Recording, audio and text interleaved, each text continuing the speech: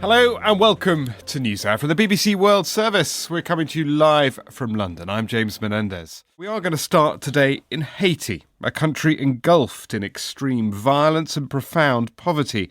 And yet it's somewhere that's both difficult and dangerous to cover. And as such, this corner of the Caribbean doesn't get the attention it deserves. For many observers, it is a failed state in America's backyard. It's been the poorest country in the Western Hemisphere for many years. But it usually had a government of sorts. Last week, though, the last elected politicians in Haiti left office, their terms having expired. And that leaves a prime minister with no mandate and no real power. Instead, power lies firmly with the armed gangs that have taken over almost all aspects of life in the capital Port-au-Prince. Under heavy security, the BBC's senior international correspondent Orla Guerin was able to report for us from there last month.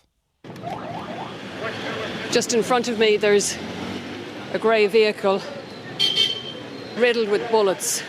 There are bullets on the ground. A lot of heavily armed police here, some with their faces covered and with their weapons in their hands. There are about 5 or 6 police cars here forming a roadblock. There's an AK-47 on the ground, some ammunition and some blood. Well, over the next 2 days here on Newshour, we wanted to delve a little deeper into the impact of gang violence. What's it like to live in a city where gangs control the majority of neighbourhoods? The focus of our story is a young man called Bruce. He was 19 years old and a talented basketball player with dreams of playing in America's NBA. But those dreams were brutally crushed when he was shot dead in a gang attack outside his secondary school.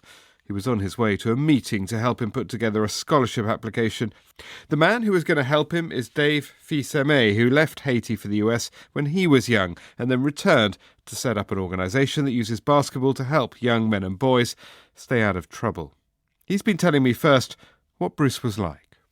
I've seen Bruce grow before my own eyes from July 2018, and he made a lot of progress on the basketball court, and he also distinguished himself academically.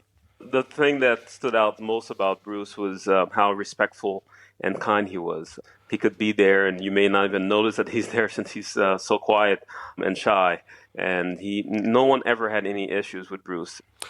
But his life was tragically cut short. Just explain the circumstances of his death. What happened? Because I think he was on his way to his school, wasn't he? Secondary school, to pick up his results. What happened? Exactly. So Bruce was just recently graduating from high school, and we had meetings scheduled with all of our high school graduates to help them move with the process for attending university. And Bruce had reached out to me and told me that he had planned on going to dental school in addition to continue working on his dream of playing in the NBA. And so it was on that day, December 1st, at noon, that I was supposed to meet with all of our recent high school graduates. And Bruce, he left his home at around 10:30 a.m. A family friend picked him up on his motorcycle at his house, and they were supposed to stop first at Bruce's old secondary school for him to pick up his last report card to bring with him to our meeting to allow me to follow up on his scholarship. Right when they were about to get to Bruce's old school, that's when they were held at gunpoint by some gang members and were brutally killed. And why were they held up? What is it that the gangs wanted? Was it just a random hold-up, or was there something more specific? Well, that's the thing about this case that makes it even more infuriating. We're not exactly sure as to the reason why they were killed. Of course, there are different theories. There are some theories that say that the gang members mistook them for 2 people who had tried to steal a truck full of gasoline, and some others are saying that it's because the gentleman who was with Bruce was actually targeted by the gangs, and since Bruce was with him, they killed him as well. So there are different theories, and we're not sure which one is true. But the bottom line is, Bruce had nothing to do with the gangs or their business. Exactly. He was an innocent 19-year-old kid who hoped of becoming a dentist and an NBA player. And the memorial service that was held for him in Port-au-Prince, that was on Christmas Eve, I believe. Just tell us a bit about that and what was said. The gang members, unfortunately, burned Bruce's body, so we weren't able to recover the body. And so because of that, we weren't able to have a traditional funeral service for Bruce. But we still wanted to do something to honor his memory. And so what we decided with Bruce's family was to do a memorial service on that day. And we had many stirring speeches made by Bruce's family members and friends. Another friend of Bruce's said the following words.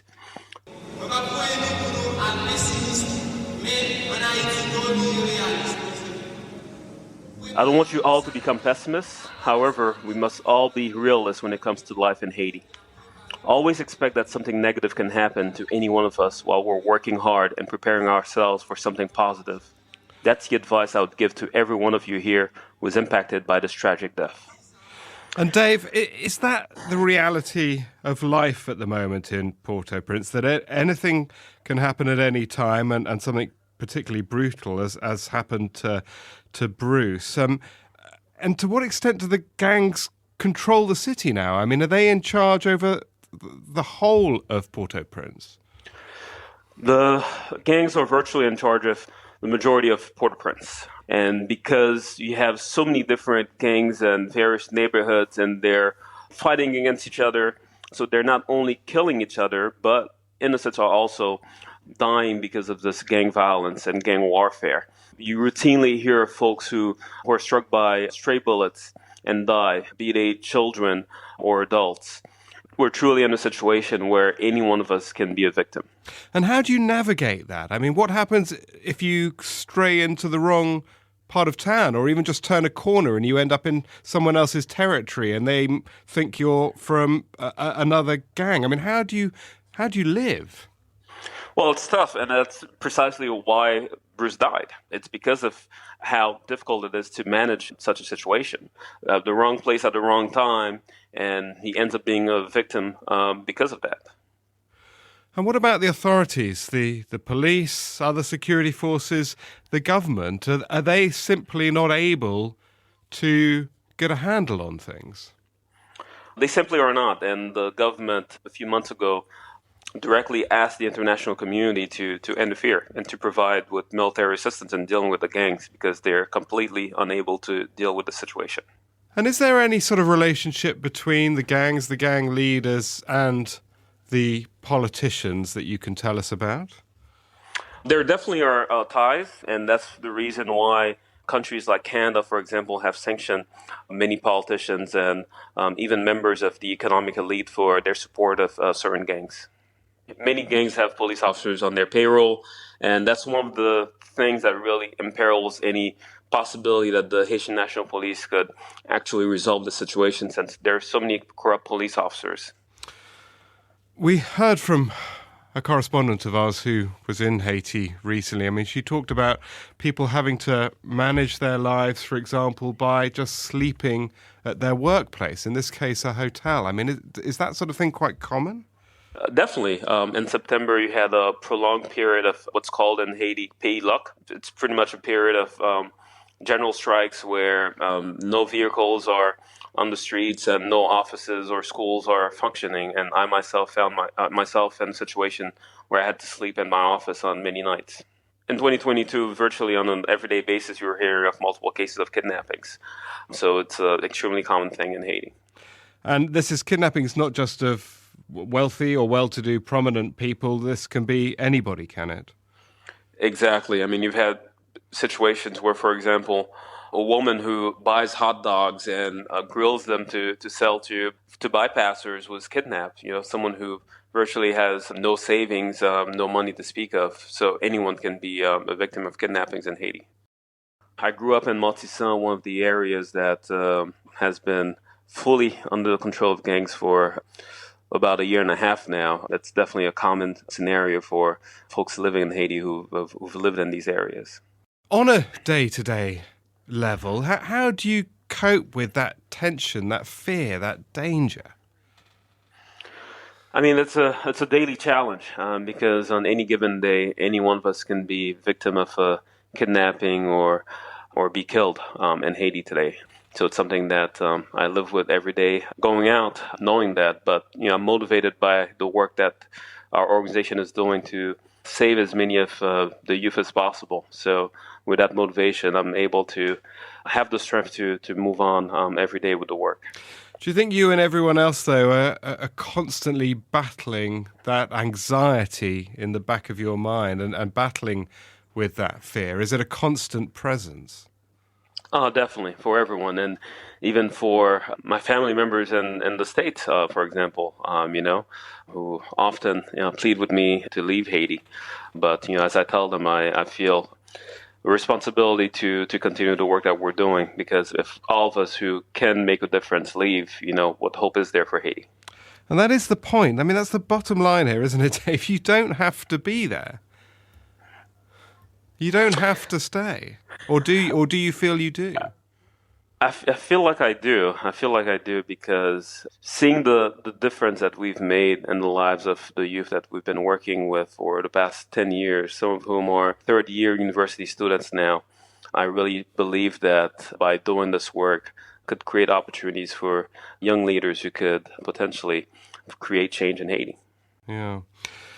So what is the answer? You hinted at it a little earlier. I mean, are you a strong believer that there needs to be outside intervention to try and break the power, the grip of the gangs?